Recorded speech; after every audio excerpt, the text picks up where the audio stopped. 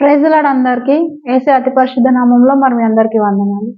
ఈరోజు మీకు ఇల్లు ఉంది, సేఫ్గా మీరు ఉంటున్నారు. అయితే మీకు ఫ్యామిలీ ఉంది, మంచి భార్య ఉంది లేదా మంచి భర్త ఉన్నాడు, పిల్లలు ఉన్నారు. మరి వీటన్నింటికి మించి మంచి ఉద్యోగము లేక మంచి వ్యాపారం ఉంది. మీకు కంఫర్ట్ జోన్లో ఉన్నారు, కానీ మీకు రక్షణ ఉందా? మరొకసారి ఆలోచించండి. మరి ఒక ఇల్లు ఉంటే ఏ విధంగా ఆ వ్యక్తి సేఫ్గా ప్రొటెక్టెడ్గా ఉంటాడో, అదే విధంగా మీ ఆత్మకి అలాగే మీ శరీరానికి రక్షణ కూడా అలాంటిది అని గ్రహించండి. మరి అది ఇవ్వడానికి ఎవరున్నారు అని మీరు అనుకుంటారేమో.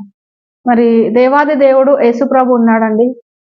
జీవితం ఒకటే, మరి మనం పుట్టుక ఒకటే, చావు ఒకటే, జన్మలు లేవు, అలాగే మనకు జీవితాలు లేవు. ఉన్న ఒకే ఒక జీవితాన్ని సత్యం గ్రహించి యేసుప్రభుకి మన జీవితాన్ని ఇద్దామా?